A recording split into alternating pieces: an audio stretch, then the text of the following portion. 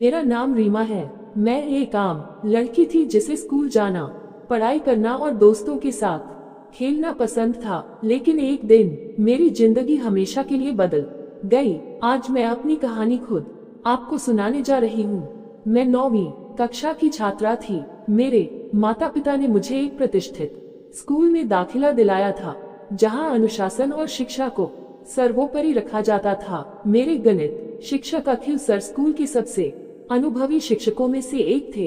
वे पढ़ाई में मददगार और दोस्ताना व्यवहार रखते थे। मैं भी उन्हें सम्मान की नजर से देखती थी। शुरू में सब सामान्य था, लेकिन धीरे धीरे उनका व्यवहार बदलने लगा। पहले वे क्लास में मुझे ज्यादा तवज्जो देने लगे, फिर व्यक्तिगत रूप से मेरी तारीफ करने लगे। मैंने इसे गुरु शिष्य के रिश्ते का एक हिस्सा समझा, लेकिन जल्द ही मुझे एहसास हुआ कि कुछ तो गलत हो रहा है। एक दिन स्कूल में परीक्षा के बाद की छुट्टी थी और ज्यादातर बच्चे घर जा चुके थे। मैं गणित के कुछ सवालों को समझने के लिए सर के पास गई। उन्होंने मुझे स्टाफ रूम में बुलाया। जब मैं वहां पहुंची तो उन्होंने दरवाजा आधा बंद कर दिया। तुम बहुत होशियार हो रीमा, तुम्हें टॉप करना चाहिए, उन्होंने मुस्कुराते हुए कहा। मैंने सिर हिलाया और सवाल पूछने लगी। पढ़ाई के दौरान उन्होंने धीरे से मेरे कंधे पर हाथ रखा। मुझे अजीब लगा, लेकिन मैंने सोचा कि शायद मैं ज्यादा सोच रही हूँ। धीरे धीरे उनका व्यवहार बदलता गया। कभी मेरे बालों को सहला देते, कभी मेरी पीठ थपथपा देते। मैं असहज महसूस करने लगी। एक दिन जब मैं अकेली थी, उन्होंने मेरा हाथ पकड़कर कहा, तुम बहुत खास हो। अगर तुम्हें गणित में अव्वल आना है तो मुझे खुश रखना होगा। मेरा दिल तेजी से धड़कने लगा। मैंने झटके से हाथ छुड़ाया और वहां से भाग गई। लेकिन अब मैं हर दिन डर के साए में जीने लगी। मैं डरती थी कि अगर मैंने कुछ कहा तो लोग मुझ पर ही इल्जाम लगाएंगे। मैंने अपनी सबसे करीबी सहेली रीना से यह बात साझा की। तू ज्यादा सोच रही है स्नेहा, सर ऐसे नहीं हो सकते, उसने कहा। मुझे लगा कि शायद वह सही कह रही है, लेकिन फिर भी मेरा मन अशांत था। मैंने कई बार माँ से कुछ कहने की हिम्मत जुटाई, लेकिन हर बार डर के कारण रुक गई। धीरे धीरे मेरा पढ़ाई में मन लगना बंद हो गया। मेरे नंबर गिरने लगे। मैं स्कूल जाने से डरने लगी, लेकिन कोई नहीं समझ पा रहा था कि मेरे साथ क्या हो रहा है।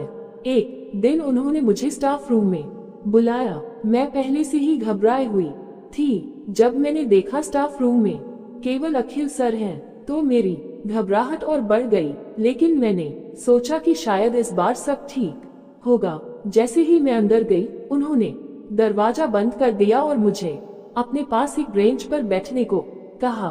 फिर वे मेरे बालों में हाथ फेरते हुए बोले, रीमा, तुम मुझसे डरती क्यों हो? अगर तुम मेरी बात मानोगी तो मैं तुम्हें क्लास में टॉप करवा दूंगा।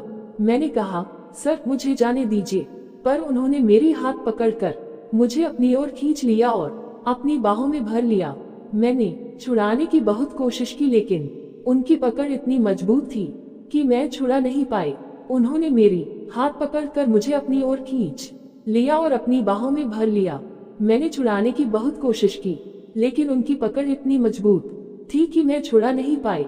धीरे धीरे उनकी हाथ मेरे पीठ से होते हुए मेरे कमर तक आ गया और वे मेरे होठों पर किस करने लगे। जब मुझे लगा कि मेरी इज्जत अब नहीं बचेगी, तो मैंने पूरी ताकत से चिल्ला दिया, मुझे छोड़ दीजिए। मेरी चीख सुनकर पास से गुजर रही एक महिला शिक्षिका अंदर आई। मैं कांप रही थी, लेकिन मैंने सब कुछ बता दिया।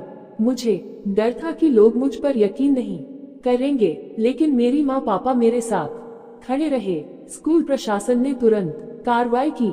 जब अन्य लड़कियों से पूछताछ की गई तो कईयों ने बताया कि उन्होंने भी कुछ ऐसा महसूस किया था, लेकिन डर के कारण कभी कुछ नहीं कहा। अखिल सर को निलंबित कर दिया गया और बाद में उनके खिलाफ कानूनी कार्यवाही हुई। मैंने राहत की सांस ली, लेकिन मेरे अंदर का डर और दर्द अब भी कायम था। मैं अपनी जैसी लड़कियों से कहना चाहती हूँ कि चुप्पी किसी भी समस्या का हल नहीं होती, बल्कि आवाज उठाना ही सही रास्ता होता है। अब मुझे समझ आ गया है कि डर को जितना सहन किया जाए वह उतना ही बढ़ता जाता है, लेकिन जब हम उसका सामना करते हैं तो वह खत्म हो जाता है।